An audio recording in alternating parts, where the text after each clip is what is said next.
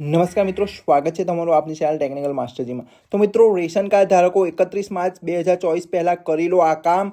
Ration card ધારકો, PAN card ધારકો, FASTag ધારકો, સરકારી નાની બચત યોજનાઓ જેવી કે પીપીએફ, એસએસવાય, દરેક ધારકોએ વિડીયો લાસ્ટ સુધી જોજો, કારણ કે જો 31 માર્ચ પહેલાં તમે આ કામ નહીં પતાવો તો તમને પ્રોબ્લેમ આવી શકે છે। તો સૌથી પહેલાં આપણે માહિતી લઈએ। રેશન કાર્ડ ધારકો 31/3/2024 પહેલાં KYC કરવું ફરજિયાત। તો મિત્રો, આપણે ઓફિશિયલ સાઇટ અહીંયા તમે જોઈ શકો છો, EFPSની છે, જ્યાં દુકાનદાર વડે કૂપન કાઢવામાં આવે છે અને તમને માલ વિતરણ થાય છે।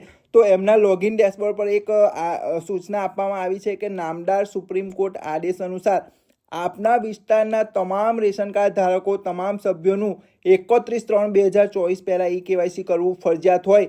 આપના દુકાને રેશન લેવા આવતા તમામ લાભાર્થીઓને આપના વિસ્તારની મામલતદાર ઝોનલ કચેરીનો રૂબરૂ સંપર્ક કરીને અથવા તો માય રેશન એપ્લિકેશન દ્વારા KYCની પ્રક્રિયા તાત્કાલિક કરાવવા જાણ કરવા નમ્ર વિનંતી છે।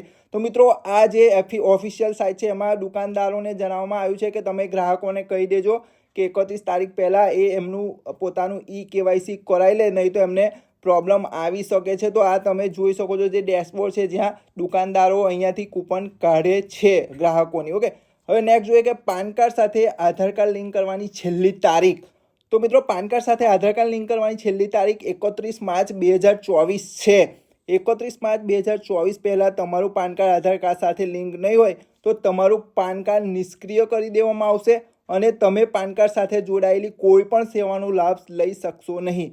મિત્રો, જો તમારું પાન કાર્ડ નિષ્ક્રિય થઈ જશે એટલે બંધ થઈ જશે તો નીચેનો સામનો કરવો પડશે તમારે। રિટર્ન ફાઇલ કરી શકશો નહીં, નવું બેંક એકાઉન્ટ ખોલી શકશો નહીં, કોઈ પણ લોન લઈ નહીં શકો, ડીમેટ એકાઉન્ટ પણ ખોલી શકશો નહીં। તો મિત્રો, રિટર્ન જો તમે ફાઇલ નહીં કરો તો તમારું જે TDS કપાતું હોય તો TDS પણ તમે લઈ શકો, એકાઉન્ટ નહીં ખોલાવી શકો, કોઈ લોન આપને જરૂર હોય, હોમ લોન છે, પર્સનલ લોન છે, એ પણ પાન કાર્ડ વગર તમે લઈ નહીં શકો અને ડીમેટ એકાઉન્ટ તમે માર્કેટમાં શેરનું વેચાણ પણ નહીં કરી શકો।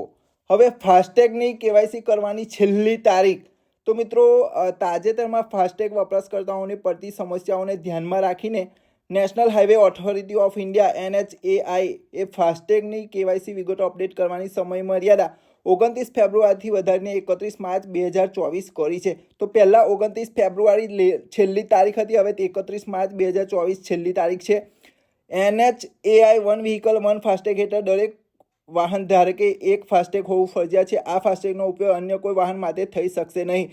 તો હવે પહેલાંની જેમ નથી કે તમે બીજાનું કોઈનું ફાસ્ટેગ લઈ જાઓ અને તમારું ચાલી જાય, તો હવે એવું નથી। ઓકે, NHAI એ રાષ્ટ્રીય ધોરીમાર્ગ પર કોઈપણ મુશ્કેલી વગર ટોલ ચૂકવણી સુનિશ્ચિત કરવા KYCને સમયસર અપડેટ કરવા જણાવ્યું છે।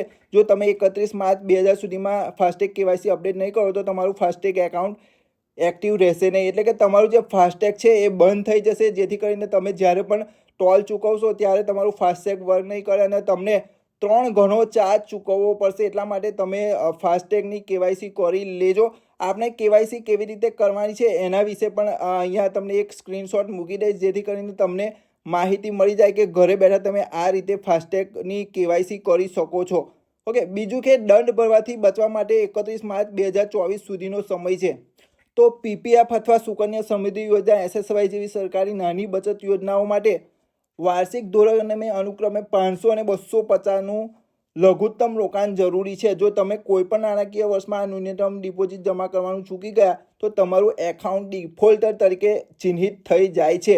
એટલે કે જો તમે 500 કે 250 રૂપિયાનું રોકાણ નહીં કર્યું હોય તો તમે ડિફોલ્ટર થઈ જશો। ઓકે, આવું ખાતું ખોલાવવા પર દંડ થઈ શકે છે, જેથી તમે તમારી કોઈપણ યોજનામાં રોકાણ કર્યું હોય પરંતુ વર્તમાન નાણાકીય વર્ષમાં તેના ન્યૂનતમ રોકાણ કર્યું નથી તો તમારી પાસે ડિફોલ્ટર અથવા દંડ ભરવાથી બચવા 31 માર્ચ 2024 સુધીનો સમય છે। તો મિત્રો, હજુ પણ તમારી પાસે સમય છે। જો તમારી પાસે સુકન્યા સમૃદ્ધિ યોજનાનું ખાતું હોય તો ફટાફટ તમારી જે રકમ હોય 500 રૂપિયા કે 200 રૂપિયા જે તમે 250 ભરતા હોય એ 31 માર્ચ 2024 પહેલાં ભરી દેજો, તો તમારું ખાતું ચાલુ રહેશે અને તમને કોઈ પણ દંડ પણ નહીં થાય। તો મિત્રો, આ 4 અપડેટ હતા 31 માર્ચ 2024 પહેલાં। આ 4 તમારે કામ કરી લેવાના છે। તો બસ મિત્રો, વિડીયોમાં આટલું જ હતું। વિડીયો જો ગમ્યો તો વિડીયોને લાઇક કરી લેજો અને આ જ રીતના સમાચાર મેળવવા માટે આ ચેનલને સબસ્ક્રાઈબ કરી લેજો। તો મળીશું નવા વિડીયોમાં નવી ઇન્ફોર્મેશન સાથે। ત્યાં સુધી રજા આપજો। જય હિન્દ, જય ભારત।